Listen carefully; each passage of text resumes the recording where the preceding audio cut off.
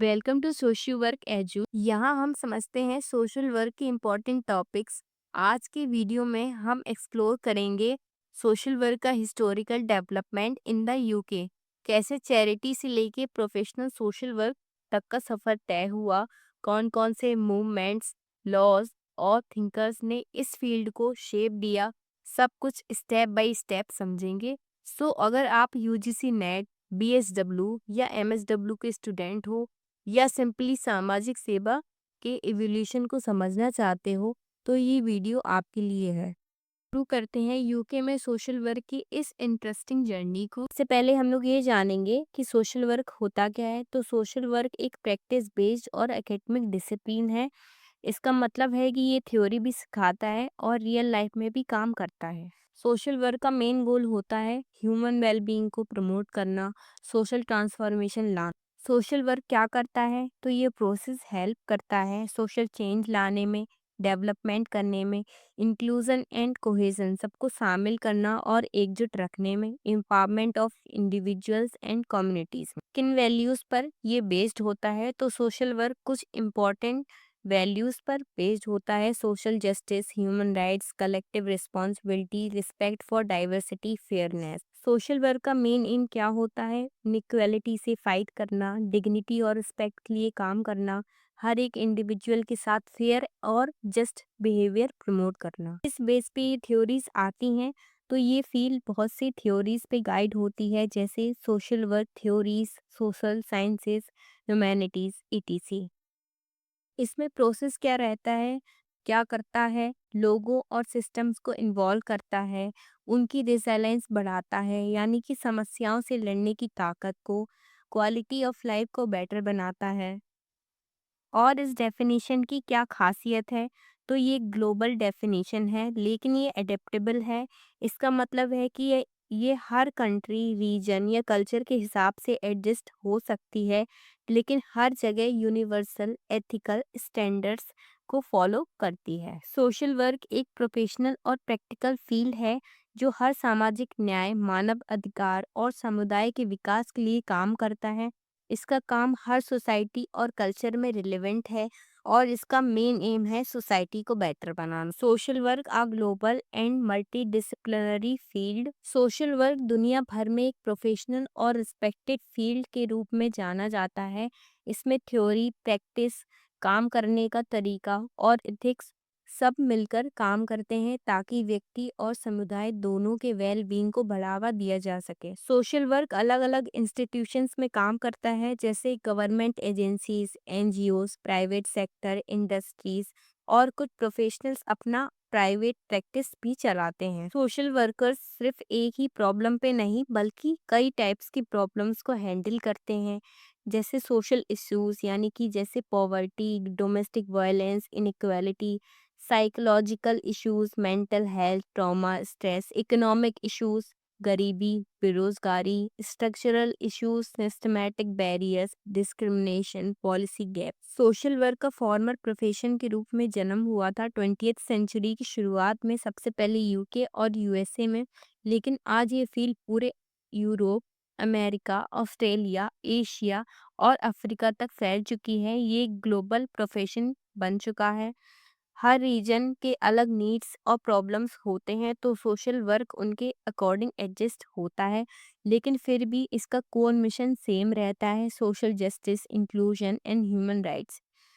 आज के समय में सोशल वर्क का मेन फोकस है सोशल वेलफेयर को बढ़ावा देना, मेंटल, इमोशनल और सोशल वेल बीइंग पे काम करना, क्वालिटी ऑफ लाइफ इम्प्रूव करना और मार्जिनलाइज्ड कम्युनिटी जैसे गरीब, वुमेन, एलजीबीटी, डिसेबल्ड को सशक्त बनाना।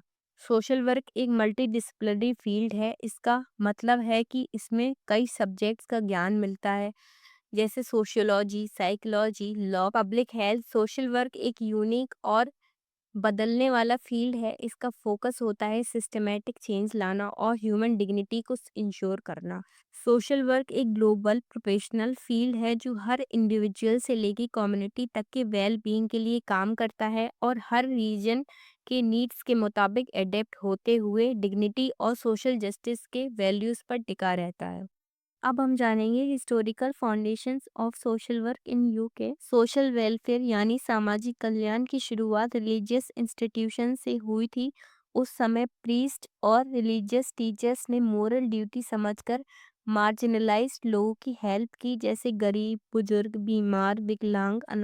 उस समय जो हेल्प दी जाती थी वो किसी सिस्टम या लॉ के अंडर नहीं आती थी, बल्कि वो धार्मिक जिम्मेदारी यानी रिलीजियस ड्यूटी और नैतिक कर्म के रूप में जाती थी, जैसे दया, करुणा, सेवा। पुराने जमाने में चर्च एक मेन सोशल इंस्टीट्यूशन था। लोगों की हेल्प करने की जिम्मेदारी मोस्टली चर्च पर ही होती थी, यानी सामाजिक सेवा का काम सरकार के पास नहीं, चर्च के पास था। लेकिन ध्यान रहे, उस समय मदद का मेन पर्पस स्पिरिचुअल और धार्मिक था। लोग समझते थे कि चैरिटी करने से उनकी आत्मा शुद्ध होती है, ना कि इसलिए कि गरीबी या सोशल प्रॉब्लम्स का परमानेंट सल्यूशन हो। यानी ये मदद गरीबी के असली कारणों को दूर करने के लिए नहीं होती थी, और ना ही ये मदद लोगों को सेल्फ डिपेंडेंट बनाने के लिए होती थी। इस वजह से पुराने ज़माने में ये एफर्ट्स कम्युनिटी बेस्ड नहीं थे, सिस्टम चेंज नहीं लाते थे, और ना तो ये लॉन्ग टर्म सस्टेनेबल सॉल्यूशंस देते थे। जो मदद करता था और जिसे मदद मिलती थी, उनके बीच में कोई पर्सनल और इमोशनल कनेक्शन नहीं होता था। चर्च भी लॉन्ग टर्म प्लानिंग में इंटरेस्टेड नहीं था, इसलिए ये पुराने सोशल सर्विस मॉडल्स ना तो पॉवर्टी दूर कर पाए और ना ही लोगों के जीवन में क्वालिटी इंप्रूव कर पाए। इसका मतलब ये है कि यूके में सोशल वर्क की शुरुआत चर्च और धार्मिक संस्थानों के माध्यम से हुई थी, लेकिन वो मदद सिर्फ चैरिटी और स्पिरिचुअल रिवॉर्ड के रूप में होती थी, ना कि लोगों को एम्पावर करने के लिए। अब हम एलिजाबेथ पुअर लॉ 1601 के बारे में जानेंगे। सोशल वर्क के इतिहास में एक टर्निंग पॉइंट जब आया, जब इंग्लैंड के पुअर लॉज इंट्रोड्यूस किए गए, स्पेशली 1601 में जो एलिजाबेथ पुअर लॉ आया। इस कानून के आने से पहली बार गरीबों की देखभाल सिर्फ चर्च या चैरिटी तक सीमित नहीं रही, बल्कि सरकार ने ऑफिशियली रिस्पॉन्सिबिलिटी ली उनकी वेलफेयर की। इस कानून के तहत ये रूल बनाया गया कि बच्चे अपने बुजुर्ग माता-पिता और दादा-दादी की जिम्मेदारी उठाएंगे, उनका खर्चा और उनकी देखभाल करना उनका फर्ज है। यानी कि पहले परिवार अपनी जिम्मेदारी निभाए, अगर तब भी मदद की ज़रूरत हो तभी सरकारी मदद दी जाएगी। फैमिली सपोर्ट को पहला ऑप्शन माना गया। इस लॉ में पुअर को भी क्लासिफाई किया गया 3 कैटेगरीज में। तो इस कानून के तहत सरकारी मदद तभी मिलती थी जब कोई फैमिली अपने ही मेंबर्स का खुद खर्चा नहीं उठा सकती थी, यानी सेल्फ सपोर्ट पहले ज़रूरी थी, पब्लिक एड बाद में मिलती थी। First one is able bodied poor, यानी ये उन लोगों की कैटेगरी है जो फिजिकली फिट थे और काम कर सकते थे। उन्हें मदद तभी मिलती थी जब वो काम करते थे, जैसे कि वर्क हाउसेज में ये सिस्टम कहता था no work no help. Second one is important poor, यानी इस ग्रुप में वो लोग आते थे जो फिजिकली डिसेबल्ड थे, मेंटली अनफिट थे। ये लोग काम नहीं कर सकते थे, इसलिए इनको डायरेक्ट पब्लिक एड दी जा। Third one is dependent children, ये एक ग्रुप था अनाथ बच्चों या जिनके माता पिता ने उन्हें छोड़ दिया है उनके लिए। तो इन्हें पुअर होम्स या फिर ऑर्फनेज में रखा जाता था। तो इस सिस्टम ने फर्स्ट टाइम पब्लिक ऑफिशियल्स को जिम्मेदार बनाया फॉर हेल्पिंग द पुअर, लेकिन हेल्प सिर्फ तभी मिलती थी जब फैमिली खुद सपोर्ट नहीं कर पाती थी। अब हम एक्सपेंशन ऑफ पुअर लॉ के बारे में जानेंगे। 1601 का पुअर लॉ सिर्फ मदद देने का रूल नहीं था, ये एक स्ट्रक्चर्ड सिस्टम लेकर आया था जिसमें सिर्फ उन गरीबों को मदद मिलती थी जो सच में काम नहीं कर सकते थे, जिसे डिजर्विंग पुअर कहा गया है। इसने इंस्टीट्यूशनल वेलफेयर का फाउंडेशन रखा, एक ऐसा सरकारी सिस्टम जिसमें पब्लिक एड प्रॉपरली ऑर्गेनाइज थी।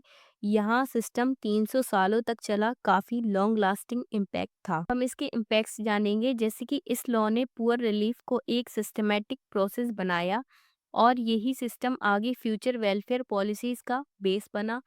ये लॉ चाहता था कि गरीब अपने लोकल एरिया में ही रहें, ताकि वो हर जगह जाके मदद ना मांगे।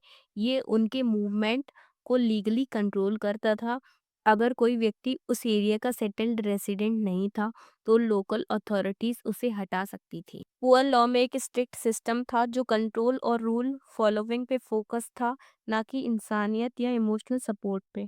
पुअर लॉ 1662 के सेटलमेंट लॉ तक चला गया, जिसमें नए रूल्स और क्लासिफिकेशंस भी ऐड हुए। पुअर लॉ और ज़्यादा कॉम्प्लेक्स और स्ट्रक्चर्ड बन गया। अब हम पुअर लॉ रिफॉर्म 1834 के बारे में बात करेंगे। 1834 का पुअर लॉ रिफॉर्म एक्ट, जिसे पुअर लॉ अमेंडमेंट एक्ट भी कहा जाता है, ये इंग्लैंड का सोशल वेलफेयर सिस्टम में एक बड़ा बदलाव था। इस एक्ट ने गरीबों की मदद करने के तरीके, फिलॉसफी प्लस प्रैक्टिस में ड्रास्टिक चेंज ला दिया। ये रिफॉर्म इसलिए आया था क्योंकि लोगों को लगने लगा था कि वेलफेयर सिस्टम पे ज़्यादा पैसे खर्च हो रहे हैं। इस सिस्टम का गलत फायदा उठाया जा रहा था। लोग काम की जगह रिलीफ पर डिपेंडेंट हो गए थे।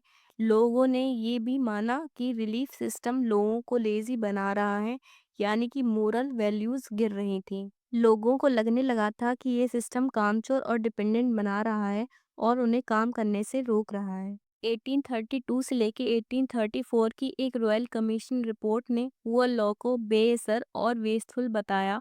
इस रिपोर्ट ने रिफॉर्म की अर्जेंसी को भी जस्टिफाई किया। रिफॉर्म एक्ट ने ओल्ड रिलीफ सिस्टम को रिप्लेस किया, फोकस शिफ्ट किया चैरिटी से डिसिप्लिन और वर्क बेस्ड सपोर्ट पर। अब हम इस एक्ट के प्रोविजंस के बारे में बात करेंगे, जैसे कि जो लोग फिजिकली फिट थे उनको अब घर बैठे मदद नहीं मिलती थी, उन्हें काम करना ज़रूरी था, वरना मदद नहीं मिलती थी। मदद करना चाहते थे उन्हें वर्क हाउस यानी कि काम करने वाली जगह में रहना पड़ता था।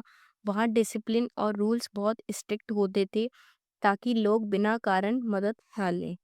वर्क हाउस को जानबूझकर बहुत टफ बनाया जाता था ताकि लोग आसानी से रिलीफ लेने ना आ जाएं, यानी कि सिस्टम लोगों को सेल्फ रिलायंस और काम करने के लिए पुश करता था। वर्क हाउस में लोगों को अलग अलग कैटेगरी में बांटा गया था, जैसे कि मर्द, औरत, बच्चे, बुजुर्ग, बीमार लोग, सबके लिए अलग जगह। इस एक्ट के तहत poor law board of guardians बनाई गई, जो पूरे देश में वेलफेयर सिस्टम को मॉनिटर करती थी। अब हम इम्पैक्ट ऑफ रिफॉर्म एक्ट के बारे में जानेंगे, जैसे कि छोटी जगहों को ग्रुप करके यूनियंस बनाई गई और उनमें एक या दो बड़े वर्क हाउसेस बनाए गए। सिस्टम में सेंट्रलाइज्ड कंट्रोल आया, यानी अब लोकल के बजाय नेशनल लेवल पे रूल्स फॉलो होते थे। एक नेशनल लेवल की सुपरवाइजरी बॉडी बनाई गई जो इंश्योर करती थी कि लॉ सही से लागू हो। रिफॉर्म का मेन एम ये था कि लोकल लेवल पे करप्शन ना हो, सभी जगह पे सही तरीके से मदद पहुंचे। अब हम emergence of social work as a profession in 19th century के बारे में बात करेंगे। 19th सेंचुरी में इंडस्ट्रियल रेवोल्यूशन के कारण सोसाइटी में बहुत तेज बदलाव आया और ये बदलाव इंग्लैंड और यूएसए जैसे देशों में सबसे ज़्यादा देखा गया। इस दौर में टेक्नोलॉजी और सिटीज़ का विकास तो ज़रूर हुआ, लेकिन इसके साथ ही साथ सोशल प्रॉब्लम्स भी बढ़ने लगीं, जैसे गरीबी, बेरोजगारी और इनइक्वालिटी। गांव से लोगों का शहरों की तरफ माइग्रेशन होने लगा। इस वजह से पुरानी कम्युनिटी स्ट्रक्चर्स टूट गए और फैक्ट्री सिस्टम ने नए सोशल प्रॉब्लम्स को पैदा किया। मेजर सोशल प्रॉब्लम्स जैसे कि पॉवर्टी, ओवरक्राउडेड स्लम्स और unsanitary living, child labour and exploitation, mental health issues and diseases, prostitution, crime and unemployment. ये प्रॉब्लम्स इतनी बड़ी और कॉम्प्लेक्स थी कि सिर्फ दान, धर्म या चैरिटी से काम नहीं चल रहा था, पुराने मेथड्स फेल हो रहे थे। अब जरूरत थी प्रोफेशनल और ट्रेंड लोगों की, जो प्रॉपर मेथड से सोसाइटी की हेल्प कर सके। यहीं से सोशल वर्क एक प्रॉपर प्रोफेशन के रूप में डेवलप होने लगा। अब इसके की डेवलपमेंट्स क्या रहे वो जानेंगे। चर्चेज और दान देने वाले लोगों ने वॉलेंटरी एड सोसाइटीज बनाना स्टार्ट किया। साथ ही सरकार ने भी अपनी जिम्मेदारी समझना शुरू किया, सोसाइटी की हेल्प करनी। रिफॉर्मर्स और थिंकर्स ने बताया कि सिर्फ इमोशनल हेल्प से काम नहीं चलेगा, साइंटिफिक और ऑर्गेनाइज्ड अप्रोच ज़रूरी है सोशल प्रॉब्लम्स को सॉल्व के लिए। इसी वजह से ट्रेनिंग प्रोग्राम्स और सोशल वर्क स्कूल्स की शुरुआत हुई, जहां प्रोफेशनल सोशल वर्कर्स को ट्रेनिंग दी जाती। सोशल वर्क में नए स्ट्रक्चर्ड टूल्स डेवलप हुए, केस वर्क मेथड्स, एक एक केस को हैंडल करने का system, field visits, ground level पे जाके समस्या समझना, डॉक्यूमेंटेशन, हर केस का रिकॉर्ड मेंटेन करना, कम्युनिटी ऑर्गेनाइजेशन, समुदाय के लेवल पे काम करना। ये मेथड्स इंडिविजुअल्स की पर्सनल नीड्स और पूरे समुदाय की कलेक्टिव नीड्स को एड्रेस करते थे। इसी तरह सोशल वर्क सिर्फ चैरिटी नहीं रहा, ये एक स्ट्रक्चर्ड और प्रोफेशनल फील्ड बन गया। अब सोशल वर्क के पीछे एथिक्स, साइंटिफिक अंडरस्टैंडिंग और एक प्रोफेशनल आइडेंटिटी भी होती थी, जैसे किसी डॉक्टर की होती है और एक टीचर की होती है। ये एक मेजर चेंज था जहाँ सिर्फ दया से की गई मदद अब स्किल्स और ट्रेनिंग के थ्रू इंटरवेंशन बन चुकी। अब हम पुअर लॉ कमीशन 1905 के बारे में बात करेंगे। 1900 की शुरुआत में इंग्लैंड में बहुत ज़्यादा पॉवर्टी थी, लोगों के पास काम नहीं था, इंडस्ट्रियल अनएम्प्लॉयमेंट उतना ही बढ़ रहा था। वर्किंग क्लास फैमिलीज जैसे कोल माइनर्स और मजदूर लोग बहुत मुश्किल में जी रहे थे। उस वक्त जो लॉ चल रहा था वो बहुत पुराना और आउटडेटेड हो चुका था और लोगों की प्रॉब्लम्स भी उतनी ही कॉम्प्लेक्स हो गई थी। इन रिस्पॉन्स ब्रिटिश गवर्नमेंट ने royal commission on the poor loss and relief of the distress बनाया। 1905 में इसका काम था पुअर लॉ सिस्टम को समझना और नए रिफॉर्म सजेस्ट करना ताकि मॉडर्न जमाने के वेलफेयर सिस्टम को बेहतर बनाया जा। अब इस कमीशन के क्या रिकमेंडेशन रहे वो जानेंगे। सिस्टम बदलना यानी पुराना पुअर लॉ सिस्टम हटाओ, कंट्री काउंसिल्स लाओ, सिस्टम को सिंपल और लोकल बनाओ। स्पेशल केयर फॉर कमजोर लोग यानी बेगर होम्स बंद करो जहां सबको मिक्स करते थे। मेंटल पेशेंट्स को हॉस्पिटल्स में और प्रॉपर ट्रीटमेंट दो। सोशल प्रोटेक्शन यानी कि सुरक्षा, बुजुर्गों के लिए पेंशन स्कीम, गरीब बीमार लोगों के लिए फ्री ट्रीटमेंट, बेरोजगार लोगों के लिए मदद और इंश्योरेंस प्रोग्राम।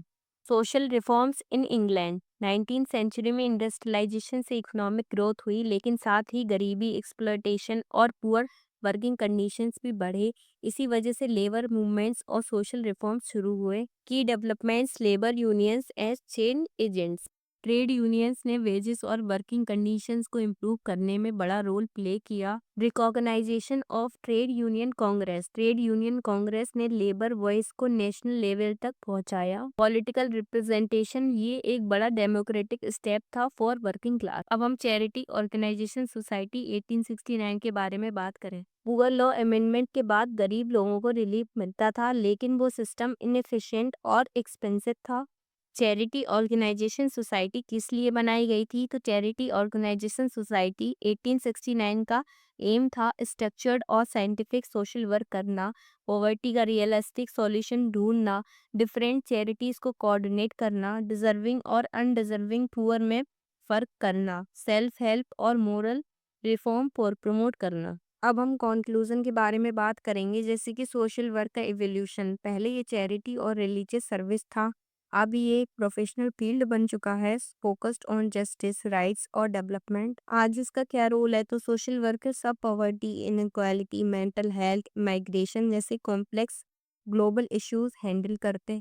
ट्रेनिंग और ethics. Training plus ethical practice अब ज़रूरी है क्योंकि प्रॉब्लम्स कॉम्प्लिकेटेड हो गई हैं। आज के ज़माने में क्या ज़रूरत है इसकी? तो सोशल वर्क हेल्प करता है social unity, sustainable development promote करने में, specially in today's fast changing world. Social work अब एक प्रोफेशनल और एसेंशियल फील्ड बन गया है जो मॉडर्न दुनिया के कॉम्प्लेक्स प्रॉब्लम्स को टैकल करता है। अगर आपको ये वीडियो इन्फॉर्मेटिव लगा है तो लाइक करें, शेयर करें और सब्सक्राइब करें सोशल वर्क एजू को। मिलते हैं नेक्स्ट वीडियो में। Till then bye bye guys.